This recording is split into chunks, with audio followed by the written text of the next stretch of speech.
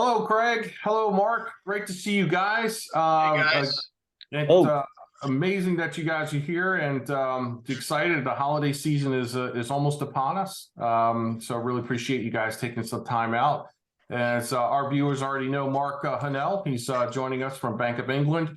And a special guest today, Craig Diehl, who is joining us from Prominent Settlement Services.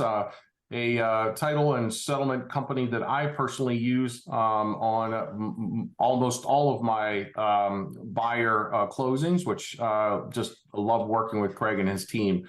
So I have Craig here today talking to us about what a title company does. What does a title company do for the buyer and the seller? And then kind of leading into that, what should the buyer do to prepare for closing, and what could they expect? So, Craig, I'll let you kind of take over and talk. What does a title company really do for the buyer and seller? well, thank you, John, for the invite to speak a little bit for your viewers. I appreciate that opportunity, and happy holidays to everyone. Thank you. From a title standpoint, just to give you a little background about myself, I am an attorney and also a CPA. I have my own law firm, and then also, as John mentioned, I'm part owner in a title company titled Prominent Settlement Services, which is based out of Camp Hill, Pennsylvania. From a title company standpoint, a lot of people have misconceptions on what a title company does. Here in Pennsylvania, which I will tell you is a little bit different in each state.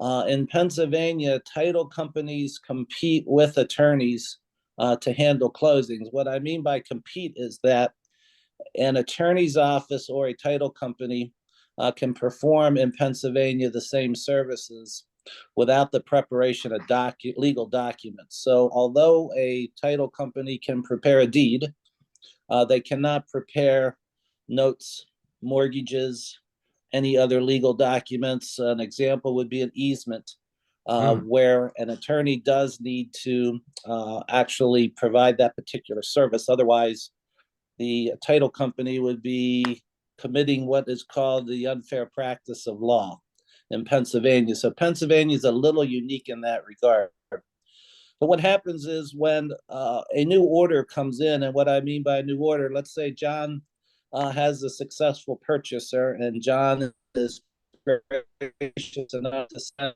that transaction through my company to handle the settlement for his client.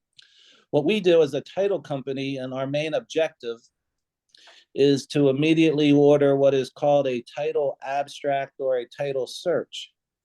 And the title abstract or title search is a investigation of the county public records, which is typically in the Recorder of Deeds office in Pennsylvania in each county. And what that title abstractor is doing, and we utilize outside abstractors, most attorneys' offices and title companies do use outside independent contractors to perform that service. But that individual is going into the courthouse and doing a very thorough search of the seller and also the buyer's records, which are public in nature and recorded in that particular office or in the prothonotari's office here in Pennsylvania. In the Recorder of Deeds office, you're going to find the recordation of deeds, mortgages, easements, miscellaneous type legal documents that pertain to real estate. But you also need to go, the title abstractor or searcher needs to go to the prothonotary's office, where they're going to look to see if the seller has any judgments against them, any pending lawsuits against them, whether there's any restitution orders against them, whether there's any federal tax liens against them. So there's actually two places that they go to do a title search. So the title abstractor then produces an abstract or a report of title, which is then sent back to our company to analyze and review to determine if we're going to be able to issue a title insurance policy that provides clear title either to the owner through an owner's policy, or primarily title insurance is requested by the mortgage company. So then we are issuing what is called a lender's policy. So we are insuring the bank that they will be, they're providing a first purchase money mortgage, they will be in first lien position when the settlement is over with.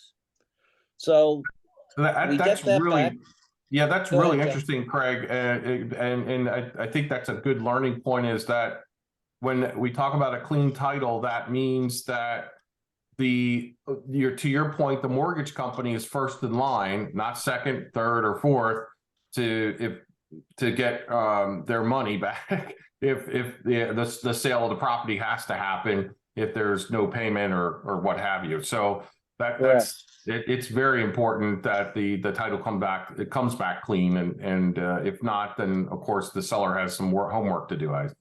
So that is correct. We would bring to your attention as the buyer's realtor, and then also the seller's agent, if there is a separate seller's agent representing the seller, as to the unfortunate issue that we discovered at the courthouse. And then the burden is on the seller to clear that particular, what we call as a defect of title, before settlement can go through and be scheduled. So sometimes that's as easy as getting a payoff on an existing mortgage or multiple mortgages against the property. But sometimes it can evolve into situations where prior owners had mortgages from decades ago that never got satisfied at the courthouse.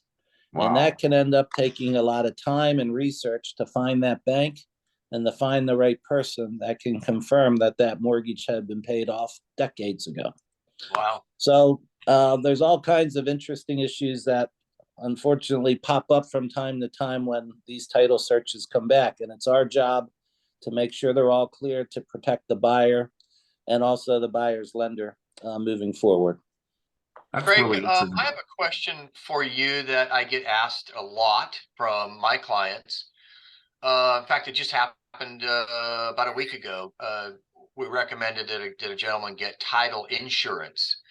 And so he says, what is title insurance? Can you answer that question in a broad sense? I know it pertains strict for your intents and purposes to Pennsylvania, but in a broad sense, what is title insurance? No, I appreciate that. That's a very, very good question.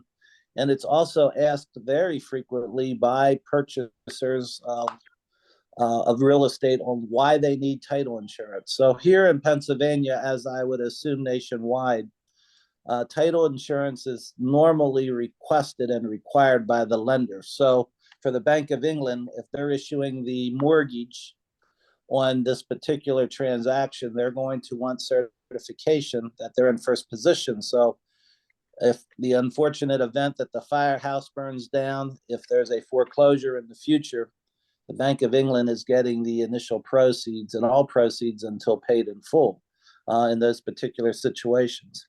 But directly to your question, what is title insurance? Title insurance is an insurance policy that certifies and protects the lender, which is the bank, and also the owner, if an owner's policy is issued to the owner, that in the event there's ever a claim that is adverse to the owner or to the first mortgage holder being in the first position, that the title insurance will cover any claim and fully protect that owner or that bank in the event something arises. So there's situations all the time. I will give you just a few examples to help you understand what type of situations come up. We have situations, believe it or not, frequently where there's a claim of forgery. There could be someone that signed a deed under duress, meaning that someone threatened them that if they don't sign the deed, bad things will happen to them or their family. We may have a situation where someone signed a deed and did not have the legal capacity or competency to execute that deed. So again, a family member was putting it in front of them saying, oh, sign, mom and dad, but they had no idea whatsoever what they were signing. Wow. Lots of situations where mortgages get missed or judgments get missed.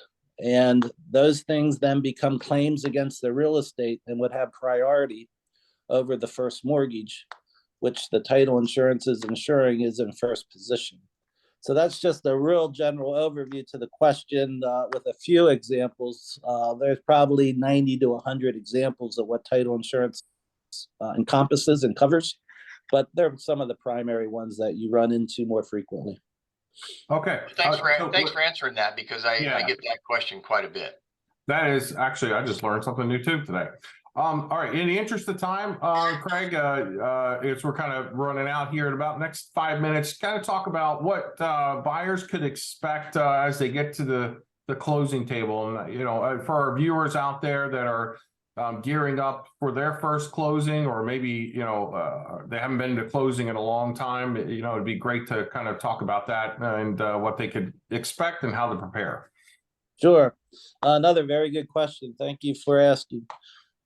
Believe it or not, for our viewers, the closing process at the closing table should be actually an enjoyable experience. It should not be a stressful experience. And let me explain why I say that.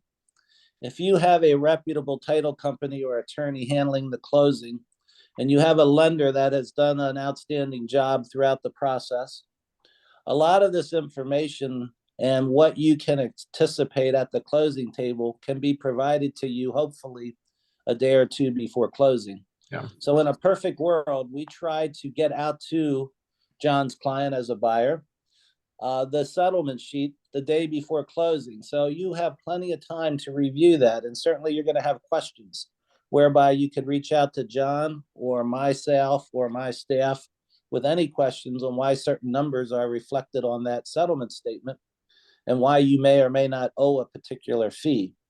So we try to get things addressed before we get to the settlement table. And again, in a perfect scenario, a residential settlement here in Pennsylvania should take, John, what are we typically, 30 to 40 minutes? Yeah, I've seen you guys knock it down drastically. Your team does a phenomenal job explaining all the documents. I'm just stunned because there are a lot. Sometimes, depending on the mortgage company, it could be a ton of documents. But the team, absolutely, no, yeah. Absolutely.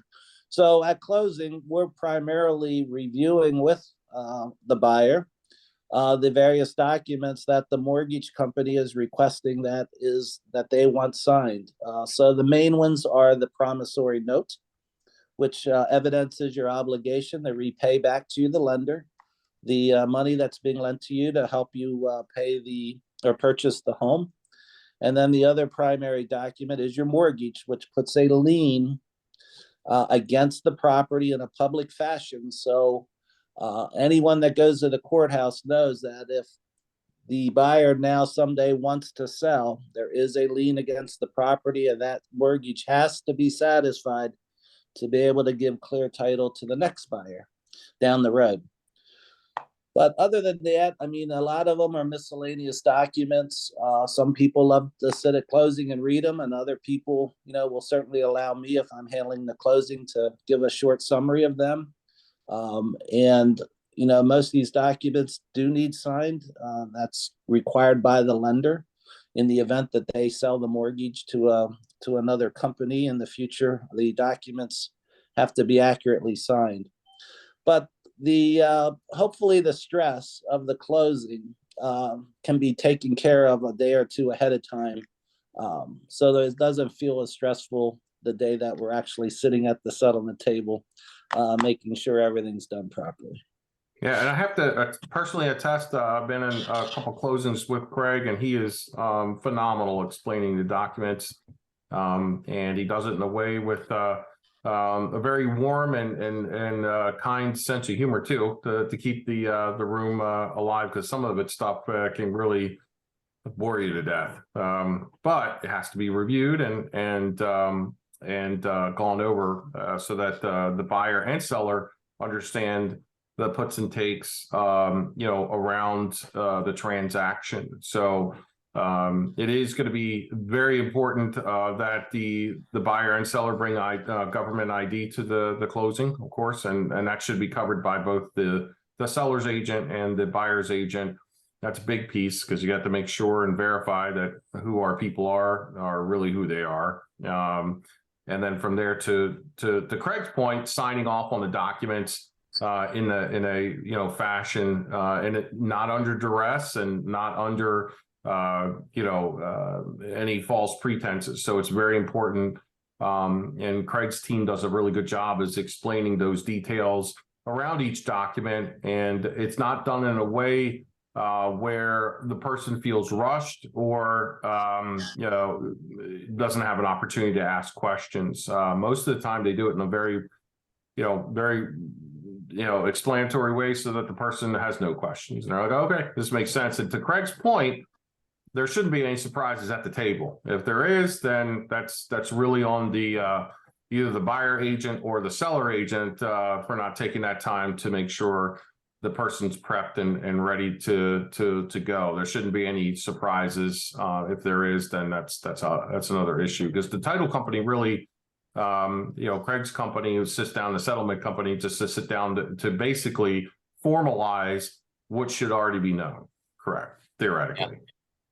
Hey, John, just want to point out, you got 1 minute left, maybe less at this point. So yeah, no, we got to get wrapped up. So to say, just to wrap up, Craig, thank you so much for your time today. Thank you, John. Yeah, and Mark, as always, thank you as well. And Craig, welcome. Looking forward to many closings with you in the future. Thank you. Best of Okay. holidays, and thanks for everything. Happy Thanks, holidays. guys. Bye, Take care. guys. Bye. Bye. Bye-bye.